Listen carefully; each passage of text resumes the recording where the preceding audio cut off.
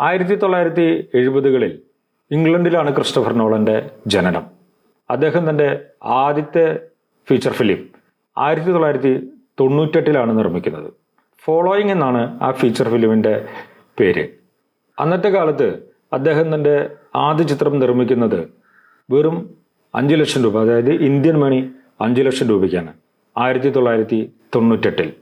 വളരെ മികച്ച സിനിമ എന്നുള്ളൊരു അഭിപ്രായം ഫിലിം ഫെസ്റ്റിവലുകളിലും പ്രേക്ഷകർക്കിടയിലും ഫോളോയിങ് നേടിയതിനൊപ്പം തന്നെ തെറ്റില്ലാത്ത കളക്ഷനും ആ സിനിമ നേടി.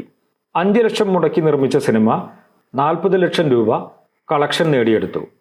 ആ സിനിമ ക്രിസ്റ്റഫർ നോളന്റെ കരിയറിലെ ഒരു മൈൽ സ്റ്റോണായി മാറി. ഫോളോയിങ്ങിന്റെ വിജയത്തിനു ശേഷം അദ്ദേഹത്തെ ഹോളിവുഡ് ഇൻഡസ്ട്രി ശ്രദ്ധിക്കാനായിട്ട് തുടങ്ങി.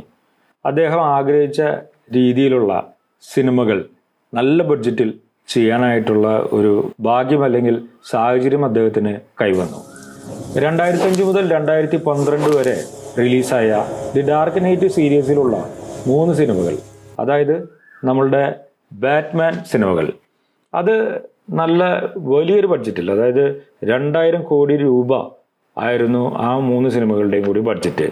ഏകദേശം 10,000 കോടിയോളം രൂപ ആ സിനിമകൾ ബോക്സ് ഓഫീസിൽ നിന്നും കളക്ട് ചെയ്തു. ഡാർക്ക്മാൻ സീരീസ് സിനിമകൾക്ക് പുറമെ അദ്ദേഹത്തിൻ്റെ മൊമൻറ്റോ, ഇൻസെപ്ഷൻ, ഇന്റർസ്റ്റെല്ലർ, ഡൺക്രിക്ക്, ഓപ്പൺഹൈമർ ഈ സിനിമകളെല്ലാം നല്ല മികച്ച വിജയം നേടുകയും മികച്ച ക്രിട്ടിക്സ് അദ്ദേഹത്തിന് നേടിക്കൊടുക്കുകയും ചെയ്തു. 2024-ൽ ഓപ്പൺഹൈമർ മികച്ച ചലച്ചിത്രത്തിനുള്ള ഓസ്കാർ, മികച്ച സംവിധായകനുള്ള ഓസ്കാർ ഇതൊക്കെ ക്രിസ്റ്റഫർ നോളന് നേടിക്കൊടുത്തു. അതും കൂടാതെ കാൻ ഫിലിം ഫെസ്റ്റിവലിൽ 2024-ൽ തന്നെ മികച്ച സംവിധായകനുള്ള ഗോൾഡൻ ഗ്ലോബ് പുരസ്കാരവും ഓപ്പൺഹൈമർ ക്രിസ്റ്റഫർ നോളന്റെ കൈകളിൽ എത്തിച്ചു.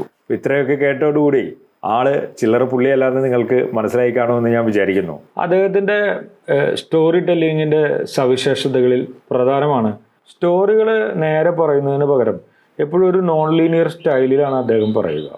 അതായത് ഒരു ശരിക്കുള്ളൊരു ഓർഡറിലല്ലാതെ. അദ്ദേഹത്തിൻ്റെ സിനിമയായിട്ടുള്ള മൊമൻറ്റോ നമുക്കൊന്നൊരു എക്സാമ്പിളായിട്ട് എടുക്കാം. നമ്മുടെ ഇന്നത്തെ വീഡിയോയിൽ ക്രിസ്റ്റഫർ നോളന്റെ മൊമൻറ്റോ എന്ന് പറയുന്ന സിനിമയുടെ എക്സാമ്പിളായിരിക്കും നമ്മൾ അധികം പറയുക. കാരണം എന്താണെന്ന് വെച്ച് കഴിഞ്ഞാൽ ഹിന്ദിയിലും തമിഴിലുമൊക്കെ ഇറങ്ങിയ ഗജിനി എന്നുള്ള സിനിമ മൊമൻറ്റോ എന്നുള്ള സിനിമയുടെ ഒരു അഡാപ്റ്റേഷനാണ്. അഡാപ്റ്റേഷൻ എന്ന് പറയുന്നതിനേക്കാളും നല്ലൊരു വാചകം കോപ്പിയടിയാണ് എന്ന് പറയുന്നതാണ്. അതുകൊണ്ട് കുഴപ്പമൊന്നുമില്ല. കാരണം ആ ഒരു സിനിമ ഇന്ത്യയിലെ കുറേ ആളുകൾക്ക് ആസ്വദിക്കാൻ കഴിഞ്ഞു.